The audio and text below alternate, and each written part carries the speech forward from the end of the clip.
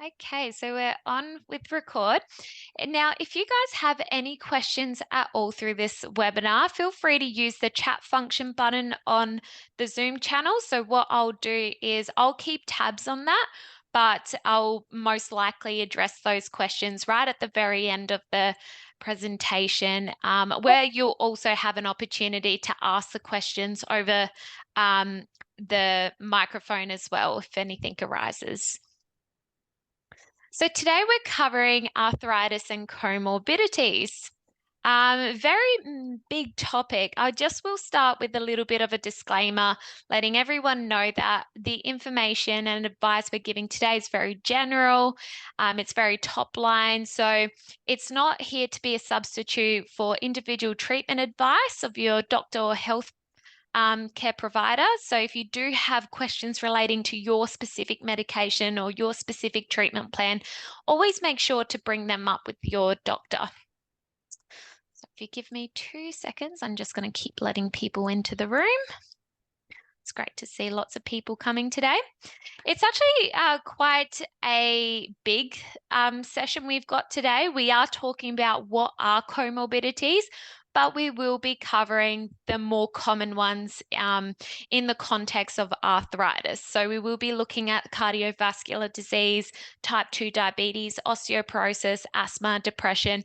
We'll be focusing a little bit more on those risk factors, but towards the end of the session, we'll talk more about that diet and lifestyle advice that keeps coming up time and time again in the research. It's pushed on us.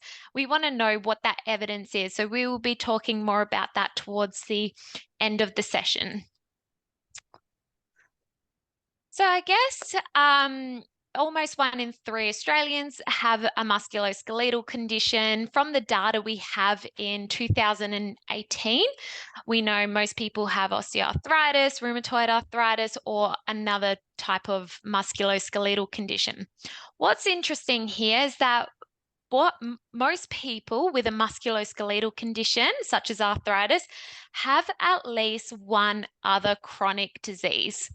And when 2 or more diseases occur together, that's what are known to be comorbidities. So why comorbidities are actually challenging is that some conditions can make it harder to manage arthritis, but arthritis can also make it a lot harder to manage the other condition, make it harder in terms of treatment and managing complications. So addressing comorbidities often involves preventative measures.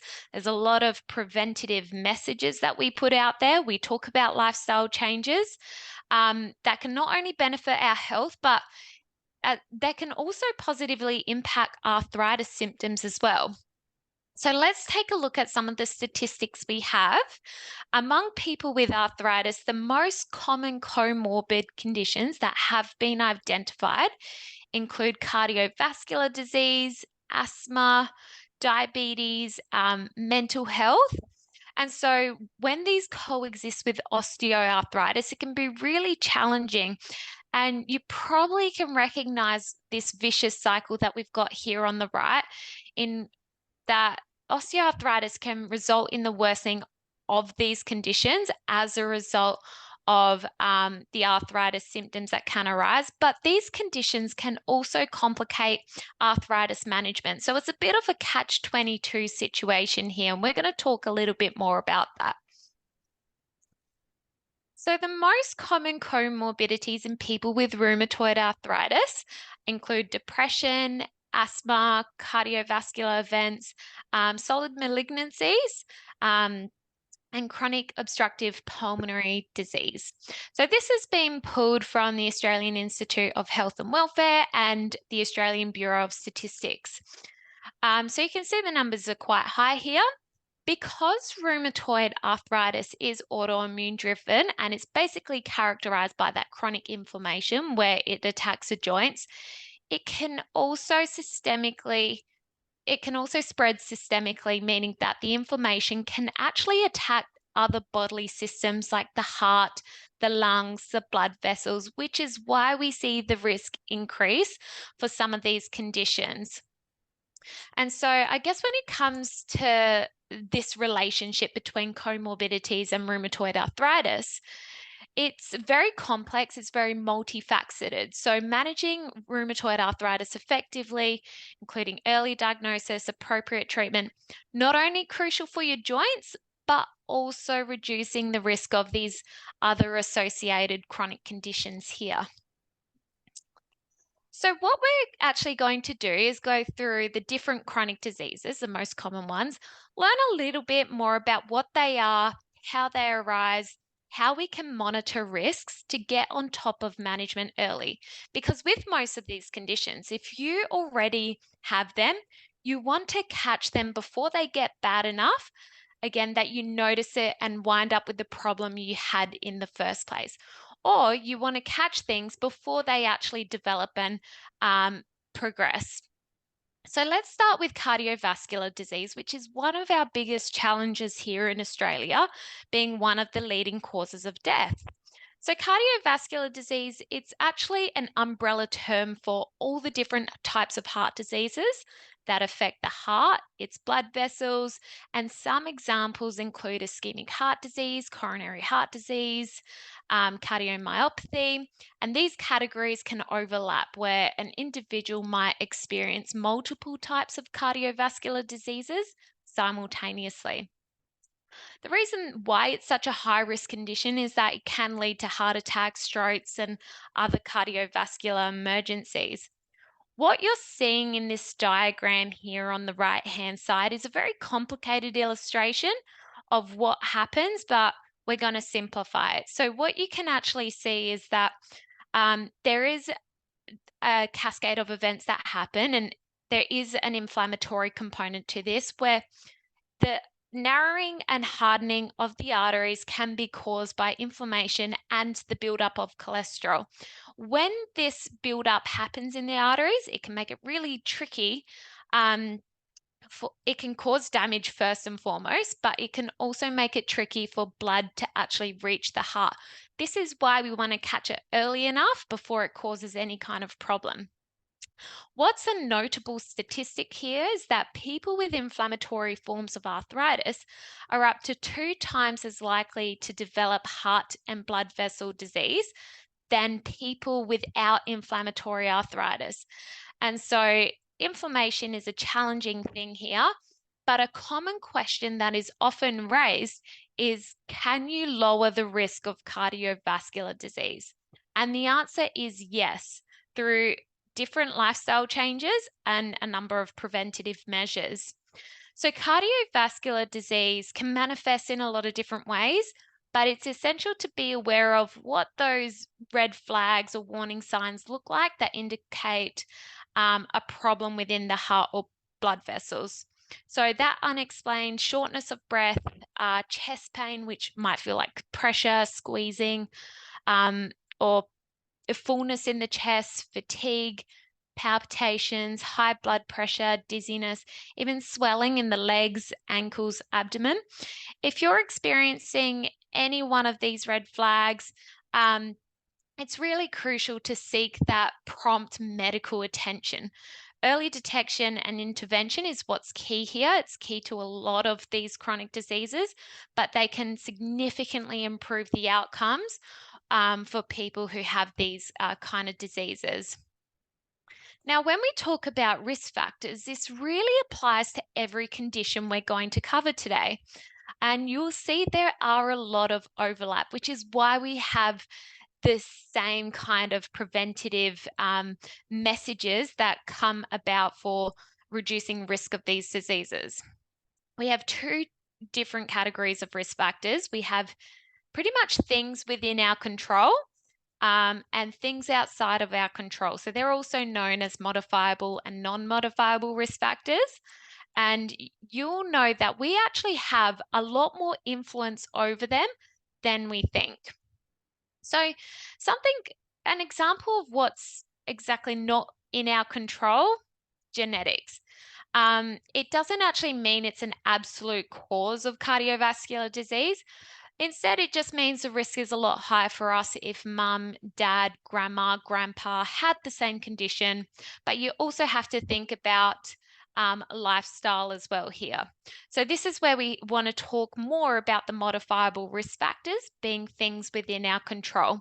So smoking, alcohol consumption, diets high in saturated and trans fats, added sugars, lack of fiber, lack of whole foods, and physical inactivity. All of these pose significant risk for heart health. And not just heart health, but many of the conditions we talk about today. But the biggest modifiable risk factor for heart health includes high cholesterol levels, which are really interesting because sometimes high cholesterol levels are genetic.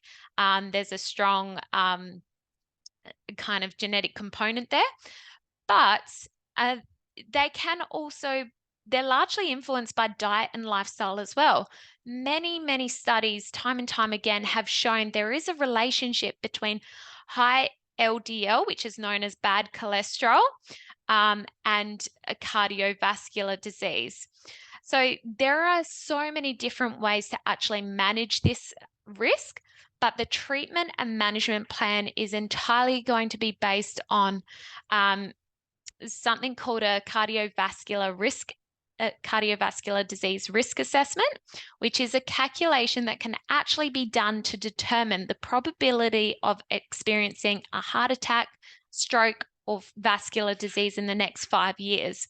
So depending on the risk category and how at risk you are, medications such as statins for better cholesterol management may be required. For others in a lower to moderate risk category, that diet and lifestyle advice may be dialed up significantly. And so it may involve ongoing monitoring of blood pressure, lab work. And so diet and lifestyle is something we're going to emphasize on a lot more towards the end of this presentation. So just quickly with cardiovascular disease risk assessments, they're always going to be based on modifiable and non-modifiable risk factors with a thorough assessment of medical history and other existing health conditions, family history, and psychosocial factors as well. And so it was basically based on a calculated risk score. And this I guess you'll either be placed into a low, intermediate, or high risk category. What this will do is guide your healthcare provider in determining the appropriate level of intervention and monitoring required to reduce your risk. So this is a really dynamic process. And of course, everyone's risk factors are unique, they're individual, they may change over time as well. And so how often this assessment needs to be done is ultimately going to depend on which category you fall into. If you are at a lower risk, you'll see that reassessment isn't really needed for another 5 years. If you're at an intermediate risk, then every 2 years is a good guideline. And then if you are in a high risk category, a reassessment isn't generally needed because active intervention will be taking place, and that will be entirely guided by the clinical context. So ultimately, the whole goal of doing this risk assessment is to empower you, first and foremost, to make those informed decisions about your health so you can actually work collaboratively with the healthcare team, with your doctor, and it's a very crucial component of preventative healthcare. So if you haven't done one yet, it's definitely worth raising with your GP to start with. There's also a cardiovascular disease risk assessment tool you can use on the Heart Foundation's website.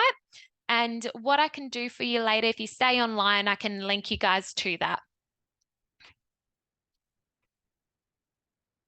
So let's talk about type 2 diabetes, because this is another very prevalent chronic condition that actually affects the way your body processes blood sugar. And to understand it better, I want you to stay with me as I explain this. So I want you to imagine that your body is a house. And I want you to imagine that your cells are like rooms in a house and they need energy to function. So glucose or sugar is that main energy source, but insulin is like a special key that lets glucose enter the cells And so in a healthy body, insulin being the key fits perfectly into the locks on the cells to allow that glucose to enter. What's happening in type 2 diabetes? The locks on the cells change, that insulin doesn't fit as well. The key doesn't fit as well. And so this is called insulin resistance. To compensate and fix this, the body is making more insulin keys, hoping that one key will work to let that glucose in. But despite there being all these extra insulin keys being created, the cells stay resistant, which prevents glucose from entering the room efficiently. So, what happens as a result of this is that glucose builds up in the bloodstream, and it's like having all this energy piling up outside of the locked rooms. Why this is so dangerous to our health is that this buildup of glucose in the blood can contribute to health issues and damage in other organs like the eyes, the heart, the brain, even the kidneys and the nerves, particularly in the extremities, so the feet and the toes. And this is why it can result in complications like neuropathy. So, like cardiovascular disease, there is an inflammatory component. And so, what's interesting is that people with inflammatory forms of arthritis are 1.5 times more likely to have diabetes than those without arthritis. But it's also very largely influenced by modifiable risk factors like physical inactivity, being overweight, and following an unhealthy diet. So I want to talk about that a bit more. This condition, it does develop gradually and symptoms might not immediately be noticeable. But symptoms like high blood sugar levels on a glucose monitor, frequent urination, excessive thirst, increased hunger, numbness, tingling in the extremities, all of these things might indicate the need to seek out prompt medical attention. So if you've ever noticed any of those, it's a good idea to flag it with the doctor. So much like cardiovascular disease, we can do so many things to actually reverse the risk of type 2 diabetes or pre-diabetes. So pre-diabetes is an intermediate stage in the development of diabetes, and it all goes back to addressing those risk factors. So whilst diabetes is a multifactorial illness, and that just means that it's generally caused by so many different factors, not just one. With type 2 diabetes, the goal is to get those insulin keys working again so we can get the blood sugar levels balanced again.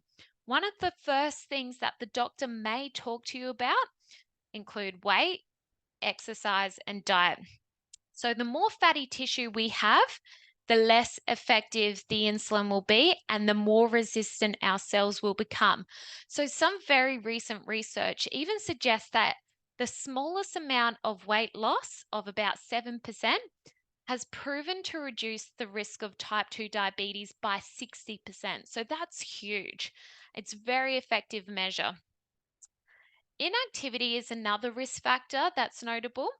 If you don't do any exercise, this can substantially increase the risk of type 2 diabetes. Not only is exercise really great for controlling weight and managing how much fatty tissue we have, but it also requires glucose for energy, so it can help those cells become more sensitive to insulin. And therefore help with better management of our blood glucose levels. And then lastly, we have the diet. So a diet high in saturated fats, high in sugars are known to increase the risk for diabetes, but they can also promote weight gain. In some cases, healthcare providers may go down that path and prescribe medications to help manage blood sugar levels, but these are typically considered when the lifestyle changes alone haven't been effective. And so, better management of blood glucose levels is absolutely priority to the healthcare provider, and it should be for yourself as well. Not only will it help prevent any kind of progression of type 2 diabetes or any kind of complications or consequences, but research also suggests that it can slow down the progress of bone and joint disorders, that may be associated with diabetes. So it's really interesting there. The third one I'm going to talk about is osteoporosis, which might ring a bell to some people. It is a condition characterized by low bone mass and loss of bone tissue.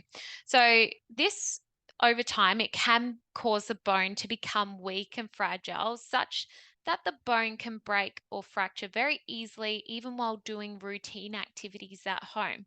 So this condition is usually referred to what we know as a silent disease because it doesn't really cause any noticeable symptoms until a fracture occurs.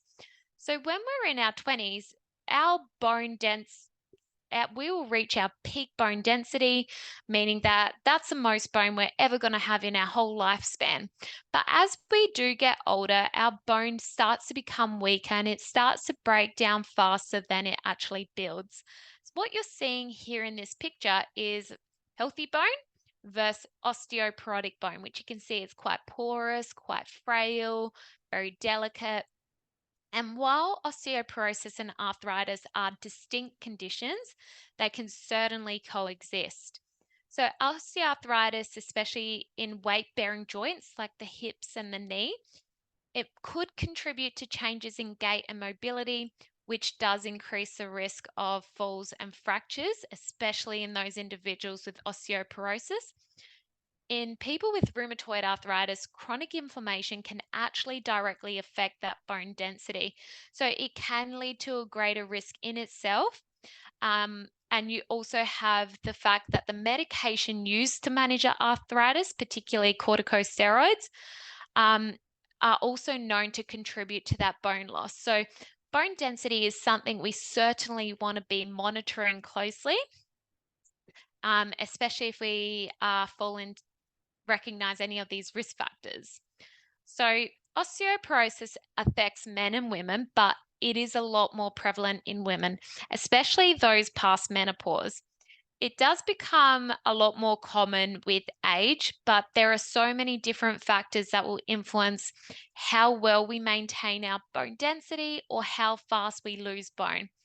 Of course, going back to those things that we have control over and we don't have control over, you've got the role of genetics, aging, gender, some medical conditions, medications.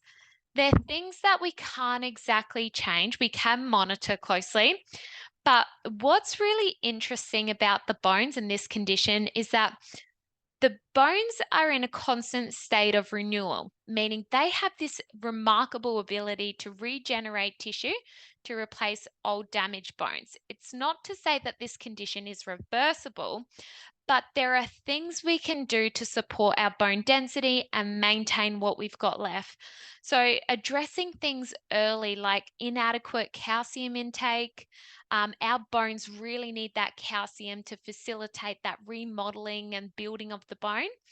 Vitamin D is like that brother and sister for your calcium. So, vitamin D is needed for that absorption of calcium to help support that bone. And of course, we can look at increasing things like weight bearing activities that are known to strengthen the bones. So, there are risk factors the doctor will look at. And based on the suspicions of osteoporosis, or if you're over the age of 70, the doctor will encourage you to do a DEXA scan, which is our gold standard technique for measuring bone density. And it's very commonly used to assess the health of the bones. So T-scores are one of the ways that we interpret the results of a DEXA scan. What that does is it compares your bone density to that of a healthy young adult of the same gender. So with a T-score of negative 2.5, this would indicate significantly lower bone density. And so this is what is known as the osteoporotic category. This is what would give you the diagnosis. Other things the doctor might flag will include a loss of height, falls and fractures just in those daily activities you're doing. There's any changes in posture and reduced grip strength. They'll also look at things like what medications you're taking, what medical conditions you have, and factor that in to assess that risk and also guide the treatment you need to be on. If osteoporosis is diagnosed, usually medication is started immediately to bring you into a less riskier category, but the doctor is going to strongly encourage those lifestyle changes. They're going to talk about the diet, particularly calcium, vitamin D, and weight-bearing exercise. They'll encourage you to work with a exercise physiologist because they're going to want you to find activities to help strengthen the bones. Not only the bones should be the focus, but the muscles around the bones. The more muscle mass we have, the better support and stability we're going to have, which is very protective for us. This one here is an interesting comorbidity because we don't fully understand it. So asthma here is a chronic lung condition that affects the airways and causes them to become inflamed and narrowed, which makes it really difficult to breathe, and it causes wheezing, coughing, tightness in the chest, but there are a lot of effective treatments for it. There is an interesting relationship between osteoarthritis, rheumatoid arthritis, and asthma. But like I said, we don't really understand that link. We just know there's a correlation if we're looking at the statistics. In a very recent study, there were patients with osteoarthritis in the knee who showed they had a more significant relationship with asthma, given that 31.9% of the people in this study, and it was quite a large study, these people with knee osteoarthritis had asthma. So, what this suggests is that there is an association between having asthma and knee osteoarthritis. It doesn't indicate or tell us there's a direct cause and effect relationship, but it's suggested that maybe it's the asthma and osteoarthritis that prevents physical activity and adversely affects the quality of life, thereby worsening both conditions. Another study supports this link as the study discusses the association between physical activity, asthma control, and life quality in patients with asthma. And they talk about they really emphasize on the importance of physical activity in improving asthma control. So if physical activity is lacking, and sometimes that happens when we have osteoarthritis, it can be a very painful condition that prevents us from doing our exercises sometimes. But it could make sense as to why osteoarthritis is higher in these individuals. Another population-based national surveillance study found that rheumatoid arthritis was associated with bronchial asthma and asthma-related comorbidities. Again, that relationship is complex, not fully understood, but it could be because they both have inflammatory processes. So, RA, as we know, is an autoimmune condition where the immune system attacks the joints. Asthma is a chronic inflammatory condition of the airways. So maybe there are shared immune system dysregulation or inflammatory pathways that could explain that relationship there and worsen each other. But there are other things as well, like genetic and environmental factors that could explain that.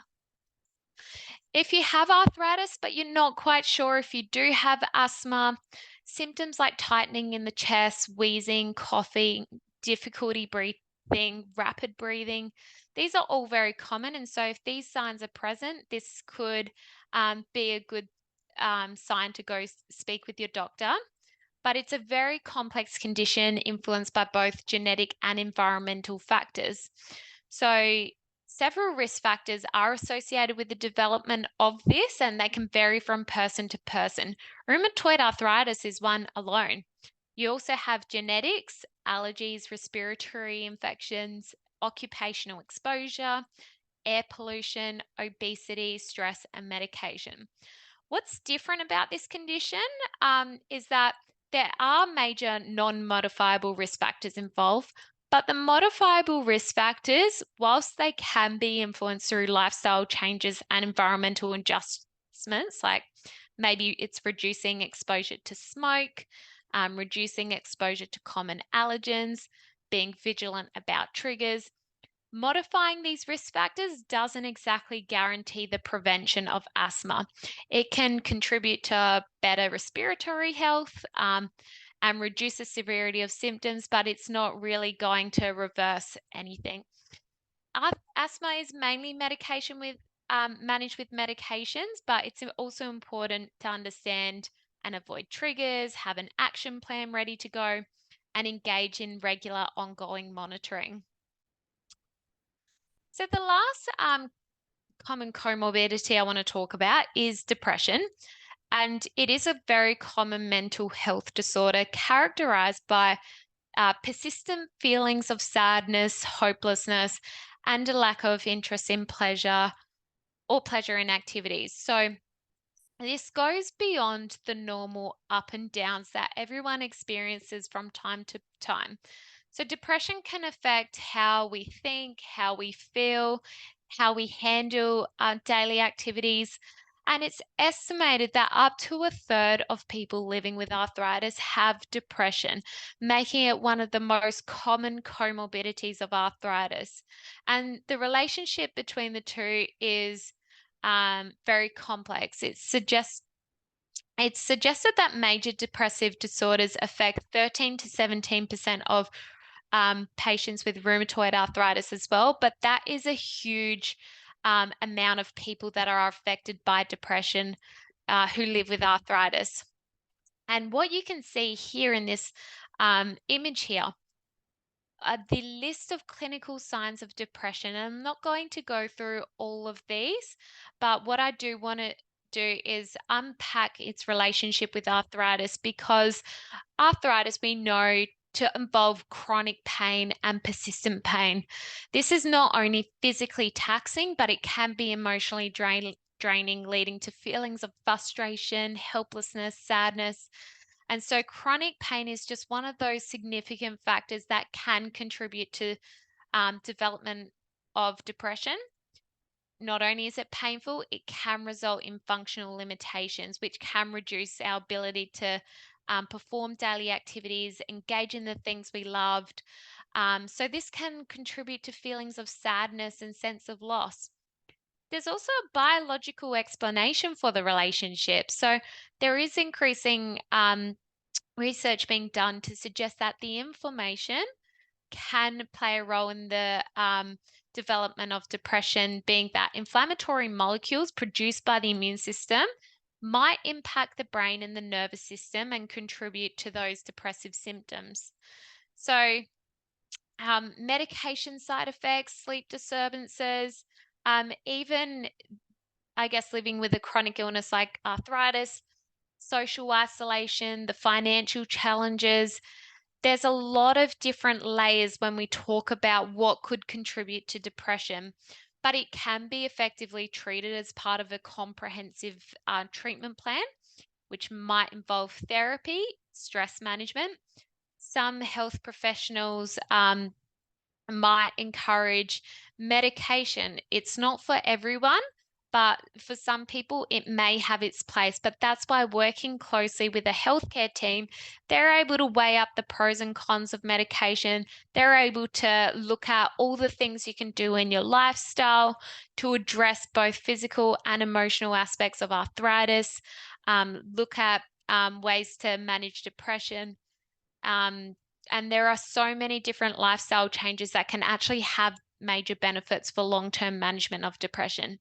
Diet, exercise, sleep, and mindfulness are just some of the many things that can be done. If you do feel that you have depression or recognize just some of these signs, or they do resonate with you, you can always start small by seeking support from any one of these organizations here: Lifeline, Beyond Blue, Black Dog Institute, Kids Helpline, Headspace. They have an incredible abundance of resources and information. They also have hotlines where you're able to talk to people, such as therapists or counselors, if you are struggling with how you're feeling. Professional help from mental health professionals may also be beneficial if you are dealing with depression or you think you might have it. But even just starting with these organizations is just one step in that journey towards mental health and well-being. So, I guess what you might have noticed after we've just briefly covered those chronic diseases, that they share a lot of common modifiable and non modifiable risk factors. And so, understanding these shared risk factors is absolutely essential in the context of comorbidities. They're not only indicated to highlight causal pathways in how these conditions arise, but they're indicated because they can be addressed, and they can be addressed very effectively to manage certain conditions and lower the risk of the condition worsening. And what we know is that managing one condition can positively affect the other.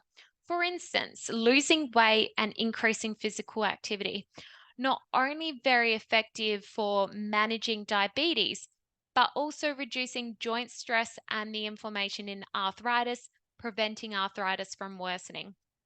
And similarly, in managing weight in osteoarthritis, which can help improve the stress on the joints, can simultaneously improve many metabolic parameters: heart health, bone health, insulin sensitivity, can reduce the risk of cardiovascular event or type 2 diabetes.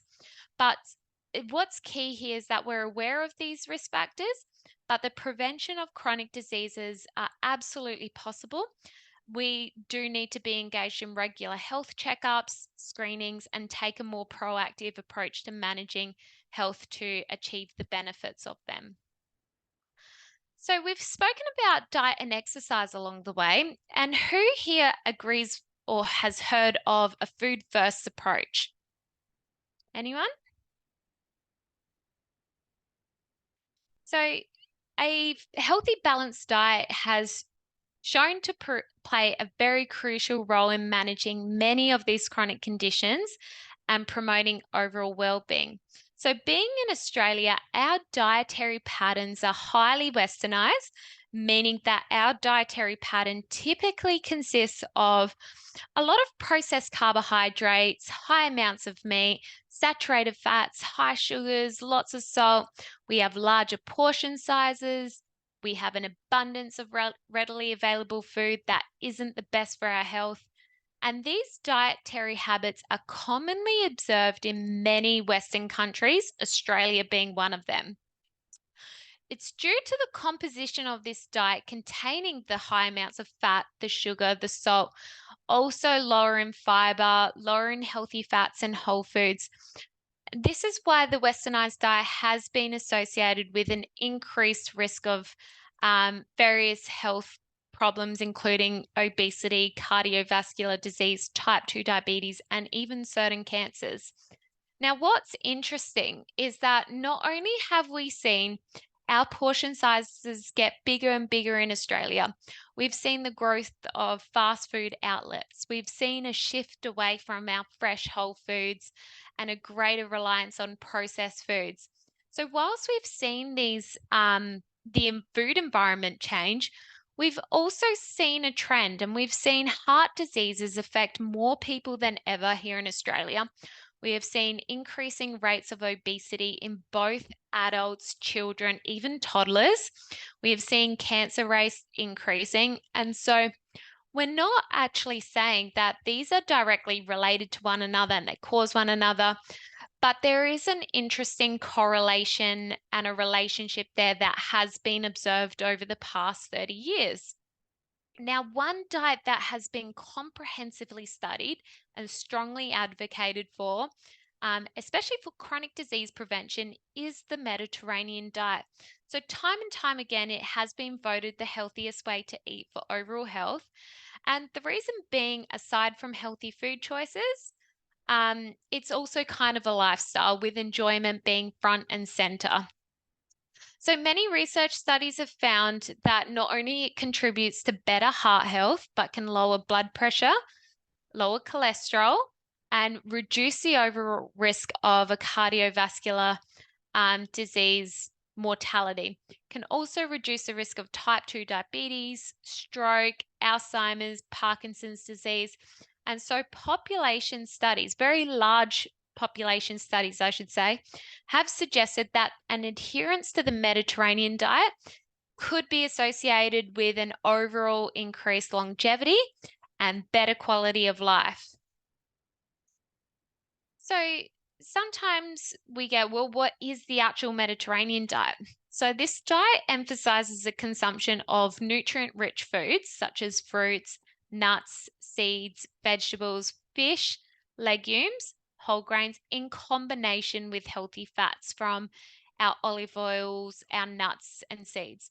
Not only is it loaded with antioxidants, anti-inflammatory agents, and bioactive components that have very powerful effects, powerful protective effects in the heart, um, with our metabolism, but they protect us against chronic diseases, and they do also encourage a lower consumption of animal fats, which are usually found in dairy and meat. And these foods are usually higher in saturated fats, which aren't great for the heart and they're not great for inflammation. And so, because you might have now be aware that a lot of chronic diseases have an inflammatory component. And so, it's the specific nutrients that are found in the Mediterranean diet that are said to work synergistically together to help your immune system halt the inflammation in the body, which explains its effective role in mitigating the risk of many, many chronic diseases. Indirectly, it's also said to help support weight management. So, this is a diet that's not exactly very strict, focused on strict calorie counting, but rather the quality of food choices. So, this diet, it really encourages the consumption of nutrient dense whole foods, which can help with the long term sustainable weight management and reducing the risk of diabetes. It's definitely not a one size fits all approach. And of course, sometimes we need to make modifications. But for the most part, implementing this diet is relatively safe. It's very easy to implement. And what you can see here are the pillars of the Mediterranean diet. Things you can do to start making changes in your diet today to make it a little bit more Mediterranean style and deliver more health benefits. And it does start with choosing healthy fats. So, using olive oil as a primary source of fat. It's been well supported by the research because of its concentration of monounsaturated fats, antioxidants, great for the heart. It also emphasizes on plant-based foods. So, building your meals around vegetables and a variety of them, including whole grains. It does encourage emphasize on prioritizing lean proteins, so including moderate amounts of poultry, fish, eggs, whilst also limiting red meat consumption. It does encourage fermented dairy products within the diet, so Greek yogurts, fermented cheeses. These are staples, but encouraged in moderation, I guess. Nuts and seeds are also emphasized on. It's 30 grams a day of nuts and seeds, which are said to deliver the most health benefits. It also encourages fish and seafood 2 times per week. It encourages wine in moderation. And so, what's great here is that this diet isn't a strict regimen, but a flexible and enjoyable way of eating. It's about balance, variety, and incorporating wholesome, natural foods into the diet. And so, if you do have specific health concerns or dietary restrictions, this is why someone who is a registered dietitian or a nutritionist can help guide you in the right direction. Now, although the Mediterranean diet minimizes those foods that are linked to high cholesterol levels, high blood glucose levels, weight gain, and inflammation, it's what's so great about this diet is that it's not so focused on what not to eat. Instead, it's focused on what to eat. So this is what it makes it so sustainable. If you guys have ever been caught up in that vicious restrictive dietary cycle trap, you haven't failed, the diet has failed you, and thereby it's possibly time to look at something that is a bit more flexible, that aligns with your health goals, aligns with your values. And whilst the Mediterranean diet does itself limit those processed foods, sweets, it is mostly about balance, variety, and incorporating so many different natural foods into your daily life. Exercise here, in addition to the diet, has a major role in health and preventing disease. Rec- Exercise and physical activity are distinctly different in that physical activity involves any movement you kind of do with the body, where exercise is more intentional, more planned, intended to get you stronger, fitter, and healthier. Research studies suggest they both deliver lots of health benefits. They're both very protective against many chronic diseases and early death. And research has actually said that physical activity itself can result in a lower risk of early mortality. It's proven to reduce bad cholesterol levels, reduce the risk of a heart attack, improve back pain and joint pain, and it's known to contribute to better management of cardiovascular disease, type 2 diabetes, and overall well-being by improving that insulin sensitivity, improving blood circulation, and all those other risk factors that we actually spoke about earlier today. So how much exercise should we actually be doing? We have a guideline, and so the guidelines do suggest 150 minutes of moderate intensity activity or 75 minutes of vigorous intensity activity. This does translate to about 30 minutes 5 times a week or 45 minutes 4 times a week. But what's important to note is that the benefits of exercise are cumulative, but even just the small amounts of regular physical activity can make a difference to your overall health and well-being. So these are just guidelines again. It's a good idea to follow the advice of your doctor, work with a exercise physiologist who can help you determine an appropriate exercise target and goal. If you've ever heard of the Goldilocks zone, it's basically the level of activity that's right for you. It's where you feel challenged but not overwhelmed. But we do want to be getting that heart rate up. We do want to be sweating. We do want to be a little bit out of breath to confer the most health benefits.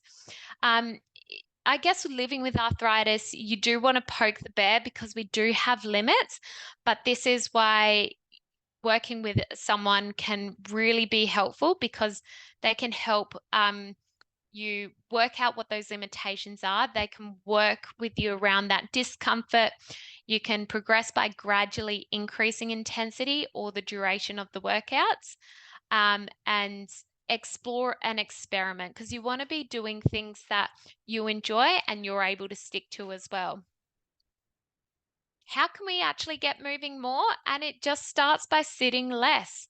Lack of movement not only promotes weight gain, but it can reduce muscle mass, which is really important to prevent if we're looking at, first and foremost, preventing chronic disease or preventing any complications. Building strength, these are intended to help maintain, I guess, different exercises deliver different benefits, but strength building exercises are intended to help the muscles, the bones, but also very beneficial for our hearts, our muscles, lungs. And everyone has different levels of fitness and different preferences, but this is why, some kind of resistance, some kind of weight bearing exercise. Some people love the gyms. Other people can benefit from just making those active efforts by carrying their groceries or climbing the stairs. In terms of balancing activities, Tai Chi, yoga, dancing, things that focus on flexibility are not only beneficial for joint stiffness in arthritis, but can promote better alignment and balance. Why this is important for comorbidity management is because it can prevent the injuries like a fall or fracture. By preventing an injury, ultimately we can think of it as protecting ourselves from falling into those behaviors and traps that make it harder to prevent those chronic diseases. Like an injury will set us back with our exercise. It can lead us to make poorer food choices. It can ultimately affect our lifestyle. So there are things we want to be doing to help prevent that. So what's tricky about the relationship between arthritis and comorbidities is that having comorbidities can be associated with worse arthritis outcomes, including higher disease activity, worse functional status, and greater pain. But managing arthritis can also be complicated by the presence of comorbidities. We're going to go into some examples. So, comorbidities such as cardiovascular disease can be associated with high disease activity in arthritis, meaning that individuals with arthritis and comorbidities may experience more inflammation and more joint pain. They may also contribute to worse functional status, may affect mobility, make it more challenging to deal with both the arthritis and the health conditions. Can also contribute to increasing pain levels in individual with arthritis, making it more difficult to manage and cope with the discomfort. But the impact isn't one-sided. Arthritis can also influence the course of management of comorbidities. So if arthritis leads to reduced physical activity, it could exacerbate things like obesity or cardiovascular disease. So this is why effectively managing arthritis can improve the risk of comorbidities, just as managing comorbidities with a comprehensive disease management plan can improve arthritis outcomes. One way we can be more proactive about managing the risk of comorbidities, it does start with a health check. So knowing just some of this key information about your health status can let you and your GP know if there's any health issues you need to start keeping an eye on to prevent any one of those future health conditions. So your doctor is actually there to help with assessing things like weight, monitor your blood pressure, monitor your cholesterol levels, glucose levels, encourage you to do your bowel screening, watch that bone density, and screen for cancers. Now, screening frequency ultimately depends on family history, medical history, and level of risk. What you can see here in this slide is that there are guidelines, but ultimately it's very individual. Often these things aren't usually screened until we present with symptoms or until after an event happens, and this usually indicates that the disease has progressed. So early detection can allow for prompt initiation of medical intervention and treatment, and it can help better manage symptoms, slow down disease progression, and improve your overall outcomes. So by screening these risk factors, finding them in their early stages, it allows you to prevent or delay the onset of any complications, including organ damage, disability, and any other health issues that could arise. So looking here at this picture, you probably might recognize a few of these statements, and maybe it's because of what we tell ourselves. It's what's going on in our mind, or it's something that we know we need to actively address. So I want you to think to yourselves which one of these statements you actually relate to most when it comes to making these healthy lifestyle changes, attending follow-up appointments, engaging in ongoing monitoring of your health. And I guess the reason I ask you is that motivation is really that main catalyst for initiating change. Without motivation, it's likely we're not going to be taking those necessary steps towards healthier behaviors. And we can be told what we need to do and why we need to do them, but ultimately you're in the driver's seat and you're the one who has the power to make those necessary changes in your life. Motivation, it requires energy, it requires focus, but it is what can ultimately help you persevere through those challenges and setbacks. Has anyone actually started a diet only to end up crashing at the end of it and end up back at square one and being incredibly demotivated by that? Or same with an exercise program, only to drop off halfway through and give up? And what I'm not going to do is say that is because of your lack of motivation to sustain the diet. It's actually a very normal part of the process. It's almost inevitable and happens to all of us whenever we start something new. But instead of seeing ourselves as a failure or like we're lacking in motivation, you are encouraged to use that as a learning curve. Change is always going to be accompanied by challenges, but it's how you bounce back from setbacks, learn from experiences, keep progressing that's going to have the biggest impact on your health. So if you're someone who really struggles with that motivation or, you know, I guess engaging in your treatments effectively, making lifestyle changes, your healthcare team are there to give you support, give you education, and that personalized guidance to help you engage in those healthier behaviors. So hopefully by now we do have an understanding of comorbidities and their risk factors, what we can do to get on top of them and manage them effectively, and then understand the importance of being proactive and motivated to make some lifestyle changes. Does anyone have any questions for me?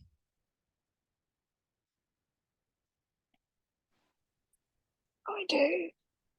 Yeah, of course. Was that you, Catherine? Yes, I hope you can hear me. I always find your trainings so valuable and just really amazing.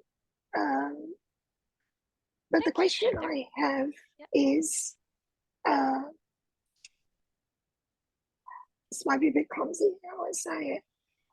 How do we educate doctors, allied health and support workers and the NDIS around the importance of these proactive measures that we as people with disabilities need to be focused on? And secondly, I was hoping to get some guidance from you that on how to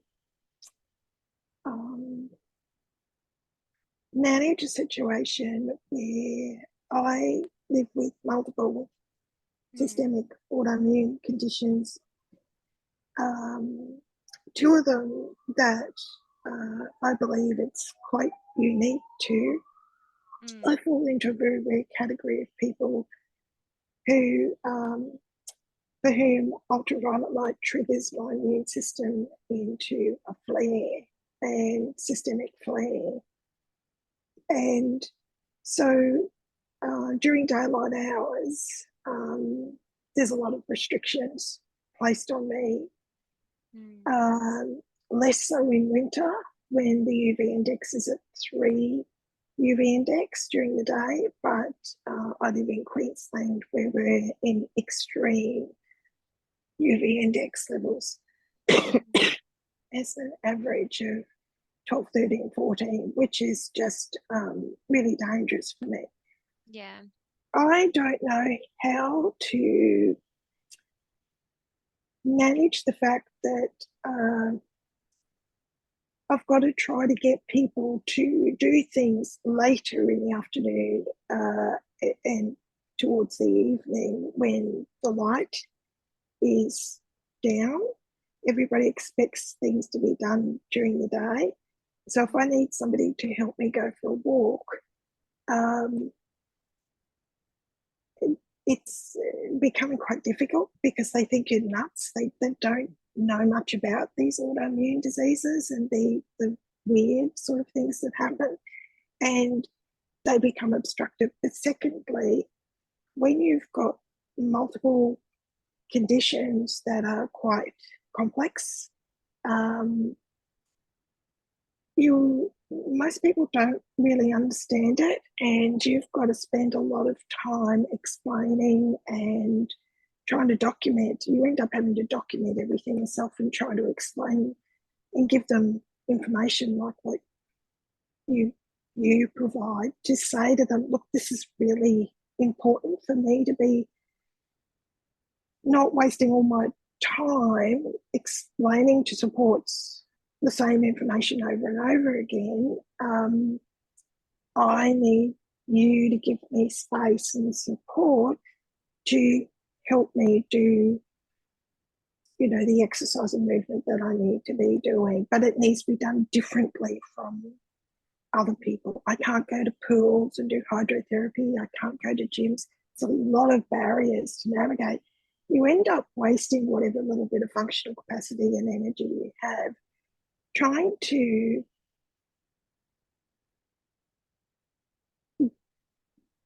get support for really simple stuff that it shouldn't be this hard. And then you've also got to deal with doctors who don't have any training, and allied health, like OTs and physios and exercise physiologists, who just don't seem to have this level of knowledge. It's a really silly, like, I haven't asked the questions very clearly, but I'm just trying to describe these are the sort of challenges I'm having, and it ends up where you're not doing these proactive self-care things that you should be doing, and then that creates a lot of anxiety. Yeah, it's a very tricky situation you're in there, Catherine, because it's really important that you're understood and heard by your healthcare team. And it does require you to be your own health advocate, but it sounds like you are doing that to the best capacity you can by informing the doctors of your challenges, your barriers, you're expressing your concerns, um, asking for solutions. I guess that can be tricky when they're not exactly educated. But what we can do is maybe take this offline, Catherine, and I'm more than happy to send you some resources that can just make this process a little bit easier when you are speaking to health professionals, because I can just imagine how tricky it is to just keep explaining the same thing over and over to multiple people, Yes. and not really getting anywhere. So I'd love you to email me so I can send you a few things I have offline. Do you mind sending me an email so I know how to respond to you? I have vision impairments, and I Yeah, of don't know if course. I've got where to find your email. But What I'll, that's a really lovely suggestion and very kind of you of course. to help give me some guidance and support there, because I feel like I'm sure others feel this way. You feel like you're, as a person living with these multiple conditions, that you're trying to change the world, when in actual fact you're trying to follow the advice of experienced people like yourselves and others, so that you don't end up with more disability and death, early death situations. You try to get it all right. It's just like other people get in the way. Of So I'm really course. grateful to ask that question and have Not and talk not to a you problem, offline about Catherine. it. I've just sent you in the chat box my email address, so please save that so then we can be in contact a bit later on. Thank you so much. It's very Does kind of you. Does anyone else have any other questions? I saw one come through if I was talking about calcium for the bones, whether it's vitamin B or D that's required, but vitamin D is what is necessary for bone health if you're still around. And there was one more question. Carries out the risk assessment. It will be your primary healthcare provider, so mainly your GP who can do that risk assessment with you. So if no one has any other questions, we might leave it here today, everyone. Thank you so much for attending. I'd love to get your feedback after this session and hear what things you'd like to learn about in the future, topics you want covered. I'm definitely wanting to hear from you guys. Janice, that's an excellent tip there. Finding that writing down what you want the doctor to help you with is always helpful. Things that come across more clearly if the doctor can read what you want them to understand. Absolutely, I agree with that 100%. It's Cheryl here. Can I just say too, for any other people on the group, I don't know if any of you have done it before, but I'm just in almost the last class. So yeah, I'll hook that up next year. Yeah, that's excellent to hear that you've had a positive experience with the dance class. It's one of the best things we can be doing for just improving that balance, improving our flexibility. And when we see the progression, it's incredibly, like, it's remarkable to see how far we can come from doing something like a dance class. Yeah, I'm as I say, I'm not a very graceful person. I had surgery that's resulted in nerve damage in the middle kind of bit, so I don't move like I should. And I do put myself on, don't watch me on video, but I have a lot of fun. I dance around this room that I'm in now, and it's good fun. So if you haven't done it, if anyone else is out there, do it. It's worth it. It's awesome. Absolutely. The main thing that counts is if you're having fun. That's so great to hear, Cheryl. Well, thank you for attending, everyone, today. Have a great day, and we'll see you all next time. Thank you so much. It's always wonderful. And thank you, everyone else. Have a Take care, lovely day. guys. Bye.